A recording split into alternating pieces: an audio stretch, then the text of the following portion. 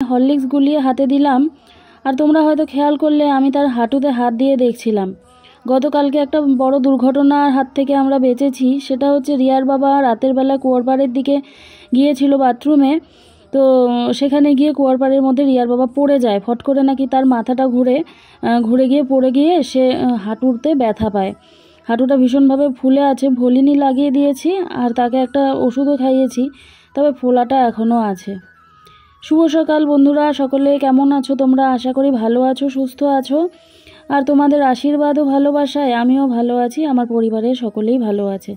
ঠাকুরের কাছে প্রার্থনা করি পৃথিবীর সকল মায়ের সন্তান যেন সবসময় ভালো থাকে, সুস্থ থাকে আর বিপদমুক্ত থাকে, তাহলেই তো আমরা ভালো থাকবো।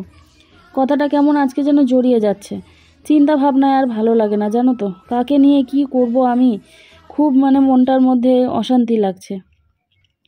তাহলে চলো আরও একটা ভিডিও শুরু করছি।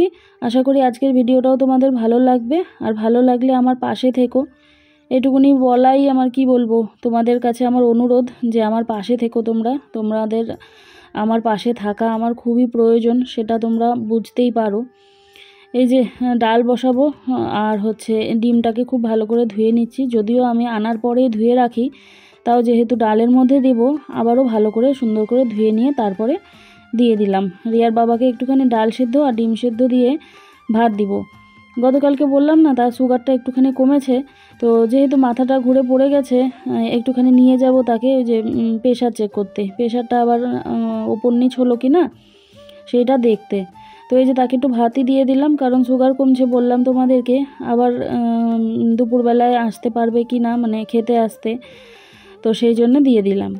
তো যাকে এই যে হাঁটতে হাঁটতে দুজনে মিলে আবার গেলাম প্রেশারটা মাপতে। তো প্রেশারটা মেপে টেপে পরে এই ভাই বলল যে প্রেশারটা একটু নাকি বেশি আছে, তাহলে হয়তো প্রেশার বেশি থেকেই হয়তো পড়ে গেছে। আমি শুধু চিন্তা করছি, যদি কুয়োর মধ্যে, তোমরা তো আমাদের কুয়ারপাড়টা দেখেছো, কুয়োর মধ্যে লেগে থেকে যদি মাথা টাথা ফেটে টেটে যেত, বলতে নেই, তাহলে কি করতাম আমি, ভাবো তো। ঠাকুর সহায় আছে, তোমরা সহায় আছো, সেই জন্যেই হয়তো অল্পের উপর দিয়ে গেছে। তো যাকে কি বলবো আর, মনটা খারাপ।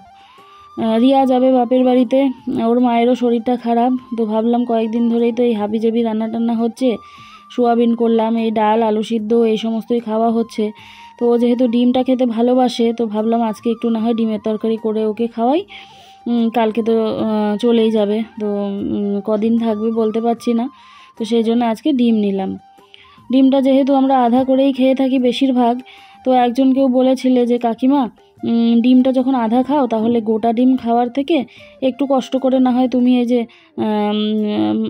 অমলেট করে নিও। আগে আমি মামলেট বলতাম, তবে আমার মেয়ে আমাকে বকে বকে মামলেটটাকে অমলেট করিয়েছে, তো সেই জন্য অমলেটই বললাম। তো বললো যে কাকিমা একটু কষ্ট করে যদি তুমি অমলেট করে নাও, তাহলে ঝোলের মধ্যে দিলে একটুখানি ফোলেও, আর মনে হয় যে একটা গোটা ডিমই খেলাম। সেই জন্য করলাম কি, আজকে হাতে একটুখানি সময় নিয়ে ডিমটাকে আমি এই যে অমলেট করে করে তারপরে আমি ঝোলের মধ্যে দিব। যে বলেছো সে ঠিকই বলেছো, একটুখানি মুখে লাগে, না হলে সেদ্ধ করা ডিম দিয়ে ঝোল করলে মনে হয় যেন মুখেই লাগলো না আধা ডিম খেয়ে। তো আমার দুটো কাজ একসাথে হয়ে গেল, ভালোও লাগে খেতে। তো এইভাবে দেখো একেবারে অল্প তেল দিয়ে করে নিচ্ছি অমলেট। তো এই যে আবারও একটুখানি পেঁয়াজ দিয়ে নিলাম, আবার পরের ডিমটা করব। এইভাবে করেই 4টে ডিম করে নিয়েছিলাম 4 জনের জন্য। তো 4টে ডিম 2 টুকরো করলেই আমাদের দুবেলা হয়ে যাবে, হ্যাঁ, সেই ভেবেই করলাম। একটুখানি নুন দিয়ে নিলাম, নুন দিয়ে ভালো করে ডিমটাকে ফেটিয়ে নিয়ে এবারে কড়াইতে সামান্য একটুখানি তেল দিয়ে আবার দ্বিতীয় অমলেটটা করে নিব।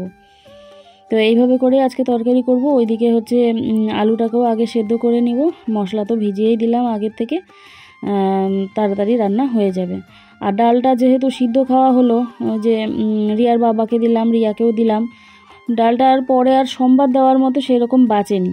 তো ভাবলাম যে থাকবে, তাহলে ঝোলটাকে একটু বেশি করে নিব আর বেশি করে দিব, তাহলে আর ডালটা আর আজকে সোমবার দিব না, সিদ্ধ ডালই না হয় একটু করে খেয়ে নিব, পরে আর ডাল সোমবার দেইনি, জানো তো। তো যাকে এই যে হয়ে গেল আমার একে একে 4টা অমলেট। এই যে না 4টা না, 3টা করেছিলাম, 3টা, হ্যাঁ, পরে আওয়াজ দিচ্ছি তো ভুলে গেছিলাম। তো এই যে 3টে ডিম করে নিয়ে 2 ভাগ করে নিলাম, হয়ে গেল আমাদের 2 বেলার হয়ে যাবে। রিয়ার বাবার তো ঠিক নেই রাতের বেলা, একদিন খায় একদিন খায় না, আর ভাত তো সে খায়ই না রাতের বেলায়, ছাতু কোনোদিনও রুটি এই সমস্ত খেয়েই থাকে। বিছানাটা পড়েছিল অনেকক্ষণ ধরে, তো ভাবলাম যে যাই আগে বিছানাটা তুলে আসি, তারপরে না হয় রান্নাঘরের কাজে নামবো। কারণ বিছানা তোলা না হলে কিন্তু ঘরটা কেমন যেন বাসি বাসিই লাগে, আর মনে হয় যে মানে কেমন যেন লাগে ঘরটা। তো যাকে বিছানাটাও আমি তুলে নিলাম, এই যে তোলা হয়ে গেছে। তোমাদেরকে একটা কথা বলার আছে, গতকালকের ভিডিওতে বলেছিলাম যে আমি ভিডিও দিতে পারবো কি না বলতে পারছি না। এই যে আলুটা সিদ্ধ করে নিয়েছি, এবারে আমি ছুলে নিচ্ছি। ভিডিও দিতে পারবো কি না তো তোমরা অনেকেই বলেছো, খারাপ লাগবে, তোমরা আমাকে মনে করবে। তো মেয়েকে তো আমি বলেছিলাম, তবে ও হয়তো আসতে পারবে, তবে যেটুকুনি পারবে সেটুকুনিই দেবো। তোমরা অল্প একটু যদি ভিডিও পাও অল্প একটুই দেখে নিও কেমন, আমারও না হলে ফাঁকা ফাঁকা লাগে। হ্যাঁ, তো আর তোমরা বলেওছো মেয়েকে আসতে, ও একটুখানি সময় ধরে তোমাদের সাথে কথা টথা বলতে, তো ও এবারে আসবে কিন্তু, আর তোমরা মন ভরে হয়তো ওর কথাও শুনতে পাবে। তেলের মধ্যে ফোড়ন দিয়েছিলাম, দিয়ে নিয়ে এবারে পেঁয়াজটা দিয়ে দিলাম। পেঁয়াজটা একটুখানি উল্টাপাল্টা করে 2-1 বার আলুটা দিয়ে দেবো। যা আলুটাকে আবার একটুখানি হাত দিয়ে দিয়ে ভাঙা ভাঙা করে নিয়েছি। ছোটোবেলায় এই রকমভাবে ডিমের ঝোল খেতাম মায়ের হাতের। এই যখনই এইভাবে রান্না করি আলুটাকে সেদ্ধ করে নিয়ে মায়ের কথা ভীষণ মনে পড়ে, যে তখন আমিও মানে অপেক্ষায় বসে থাকতাম যে কখন মায়ের ডিমের ঝোল রান্না হবে, তখন একটুখানি ডিমের ঝোল দিয়ে ভাত খাবো, ভীষণ মনে পড়ে। তারপরে তো দৌড়াদৌড়ি করতে করতেই আমার জীবন গেল। যখন আমার বাবা মারা গেল, যখন আমার দাদা মারা গেল, তারপরে তো আমার ঠাঁই হলো এই বাড়ি ওই বাড়ি, কী বলবো আর, যে যেটা দিত সেখানেই সেটা খেতাম। মানে নিজের ইচ্ছা, এটা খেতে ইচ্ছা করে না, বা আমাদের দেখবে ছোটোবেলাতে অনেকেরই কিন্তু এটা খেতে ইচ্ছা করে না, ওটা খেতে ইচ্ছা করে না, বিশেষ করে মেয়েরা যারা আমরা আছি। আমার মেয়েকেও তাই দেখতাম, যে বাপের বাড়িতে কত কিছু, মানে যদিও ইচ্ছে মতো কোনো দিনও খেতে দিতে পারিনি সেইভাবে, তার মধ্যেও এটা খাবো না, ওটা খাবো না, এটা খাবো, ওটা খাবো না, এরকম করতাম। তা আমার ক্ষেত্রেও তো সেটাই ছিল।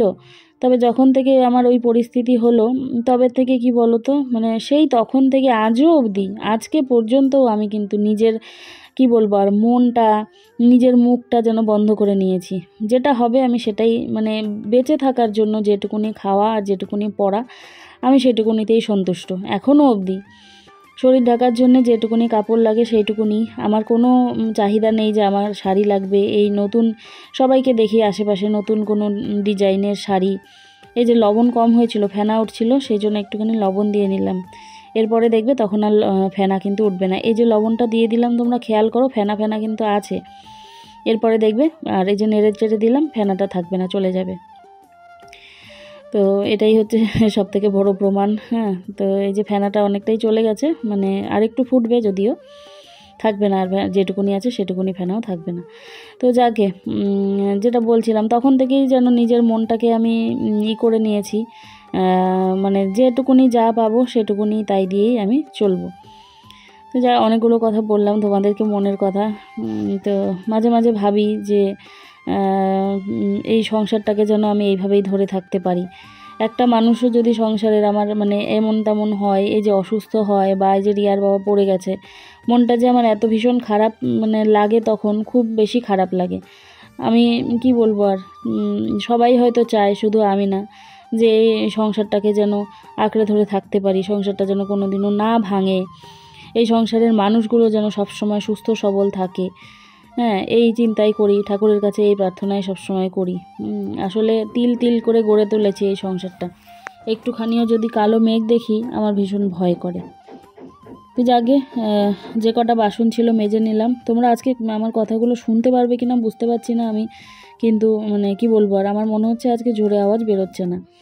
তো এই যে ডিমের ঝোলটা আমার হয়ে গেল, বলছি কি মাছের ঝোল, দেখো তো ডিমের ঝোলটা আমার হয়েও গেল। আর এই যে অনেকটাই ঝোল দিয়েছি, বললাম যে ডালটা সোমবার দিব না, সেই কারণে। এই যে ভিডিওটা দেখছো, এই ভিডিওটা রিয়া জোড়া টোড়া করে দিয়ে সমস্ত কিছু তৈরি করে দিয়েই তারপরেই কিন্তু যাবে। তো এই ভিডিওটা ভালো করে দিতে পারছি, পরের ভিডিওটা হয়তো মেয়ে করবে কি করবে না আমি বলতে পারছি না। তোমরা মানে সময় হলেই আমি বলতে পারবো, এখন আমি কিছুই বলতে পারছি না, মেয়ের ওপরেই সবটা।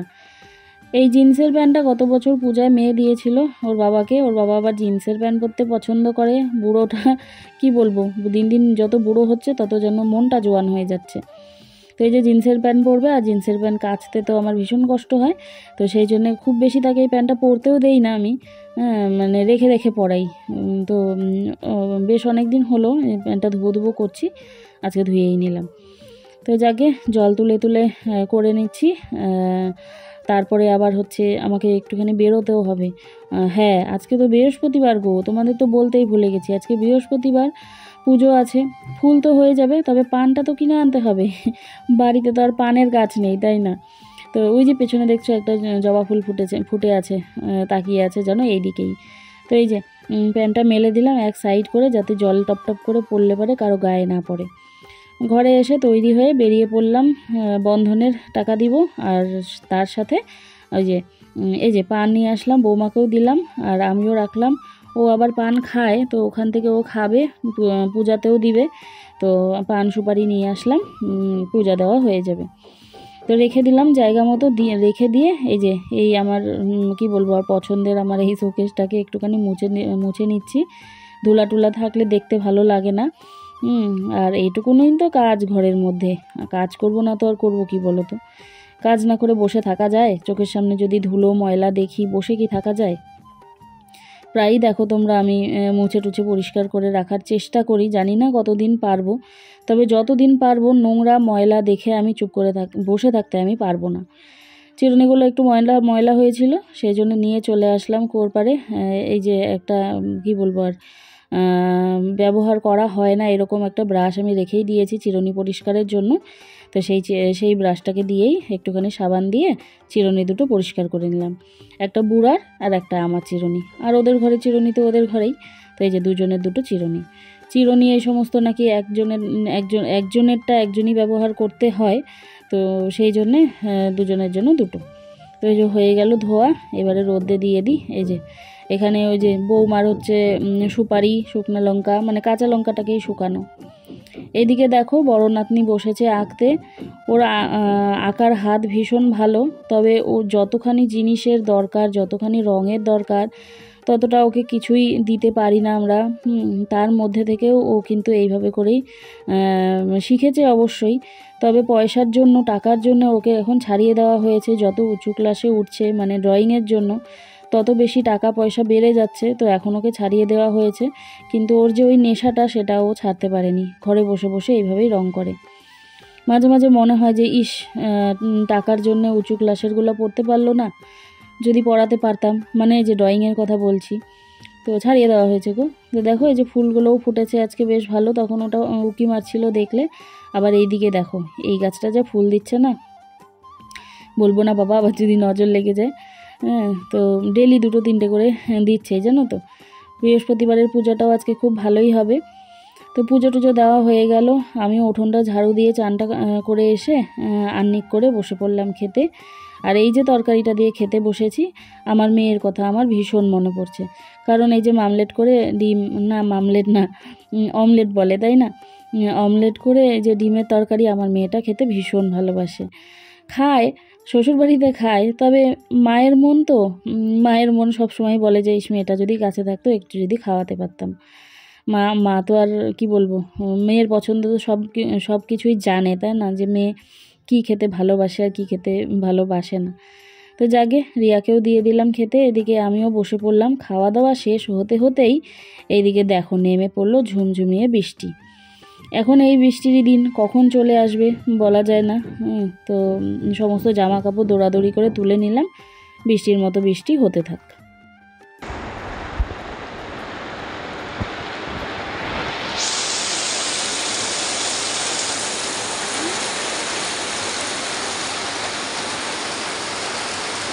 বৃষ্টির কাজ বৃষ্টি করছে, তবে আমার জন্যও কিন্তু কাজ ফেলে যাচ্ছে বৃষ্টিটা, জানো।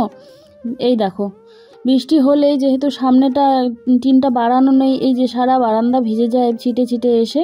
বৃষ্টিটা কমার সাথে সাথেই আমাকে কিন্তু বারান্দা টারান্দা সমস্ত কিছু আবার মুছতে লাগে। তো যখনই বৃষ্টি আসে তখনই আমি প্রস্তুত থাকি যে আমাকে বারান্দা মুছতে হবে। যদি একটু টিনটা বাড়িয়ে দিতে পারতাম তাহলে খুব সুবিধা হতো। আর এদিকে দেখো এই কোনায় জল পড়ছে, এইভাবে অনেক জায়গাতেই পড়ে, আসলে টিনটা ঠিক করে দেওয়া হয়নি সেই জন্য। তো এই জলটাও ছিটে ছিটে আসে। তারপরে দেখো বৃষ্টি টিষ্টি হলো, থেমেও গেল, অনেকটা সময় মাঝে কেটেও গেল। তারপরে যে রিয়া এখন এসে সন্ধ্যা দিয়ে নিবে, ও সন্ধ্যা দেওয়ার পরে আমি জল ভরবো, তারপরে ও একটুখানি লাল চা করবে, দুজনে মিলে বসে বসে খাবো। তো আগে সন্ধ্যাটা দেওয়া হয়ে যাক। সন্ধ্যা বাড়িতে যদি না হয়, যে তুলসীতলায় একটুখানি প্রদীপ মোম না জ্বললে বাড়ি যেন শুদ্ধ হয় না, ভালো লাগে না দেখতে। আর বাড়িতে সন্ধে এইভাবে দিলে টিলে দেখবে বাড়িটা বেশ ভালো লাগে। তো যখন কোনো কি বলবো অসুবিধে হয়, যদি কখনো না দিতে পারি, অনেক রকমের তো অসুবিধা হয়, ভীষণ খারাপ লাগে। তো এই হচ্ছে আমার বিশাল আকারের তুলসী গাছ। হ্যাঁ, অনেকেই বড় যে তুলসী গাছটা বেশ ভালো লাগে, অনেকটা বড়। তারপরে দেখো জল টল ভরা হয়ে গেছে, রিয়া করে নিল লাল চা, আর ছেলে এখনও আসেনি, তো দুজনে মিলেই আমরা খেয়ে নিব। এই যে ওই যে আমি সবসময় গ্লাসেই খাই, তোমরা হয়তো খেয়াল করেছো, আর রিয়া খাবে কাপে। তো এই যে একটা একটা বিস্কুট দিয়ে দুজনে মিলে খাবো, তারপরে যদি একটু লুডো টুডো খেলবো। তো যাকে আজকের ভিডিওটা তাহলে শেষ করব চা খেতে খেতেই। তোমাদের কেমন লাগলো আমাকে কমেন্টের মাধ্যমে অবশ্যই জানিও, আর কালকের জন্য অবশ্যই অপেক্ষা করো। হয়তো ভালো ভিডিও আসবে, নয়তো আসবেই না, তার যে কোনো একটা। যদি ভিডিও আসে খুব ভালো আসবে, যদি না আসে তাহলে আসবে না। বলে রাখলাম। তাহলে চলো, তাও বলে রাখছি, আগামীকালকে দেখা হবে। সবাই ভালো থেকো, সুস্থ থেকো। আজকের মতো বিদায় নিচ্ছি। কি বলবো, আর কিছু বলার নেই। পাশে থেকো, সাথে থেকো, যেভাবে ভালোবাসা দিচ্ছ সেইভাবে ভালোবাসা দিও, এইটুকুনি বলার। তাহলে আজকের মতো বিদায় নিচ্ছি, কেমন?